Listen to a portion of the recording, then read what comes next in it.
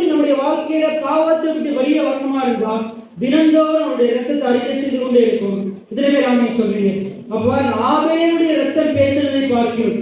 ஆண்டவராய் இயேசு கிறிஸ்துடைய ரத்தம் நமக்காக நன்மையானவைகளை பேசுகிற ரத்தமாக எதிரே ராமே சொல்றீங்க. அப்ப அந்த ரத்தம் தினந்தோறும் அறிக்கை செய்யணும். இயேசுவின் ரத்தத்தினால நான் கழுவப்பட்டிருக்கிறேன். இயேசு கிறிஸ்துவின் ரத்தம் என்னுடைய சகல பாவங்களை நீக்கி என்னை சுத்திகரித்திருக்கிறது. நான் இனி பாவத்துக்கு அடிமையா இருக்க போறது அல்ல.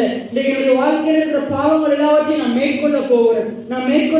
நான் பாவத்தை ஜெயிக்க போகிறேன். நான் இந்த பாவத்தை செய்ய போறது வாயத்திலும் தினந்தோறும் அறிக்கை செய்ய.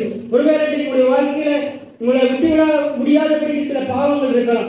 ஒருவேளை சில விட்டுவிட முடியாதபடி இருதயத்தில் சில பாவ எண்ணங்கள் வரலாம், சில இச்சைகள் வரலாம், சில பொருளாசை, பணாசை, சில மோகங்கள், விபச்சார எண்ணங்கள், இப்படி பலவிதமான காரியங்கள் வரலாம். ஆண்டவருக்கு பிரியமில்லாத பாவங்கள் வரலாம். அப்ப இந்த பாவங்களை எல்லாம் எப்படி மேற்கொள்றது? எப்படி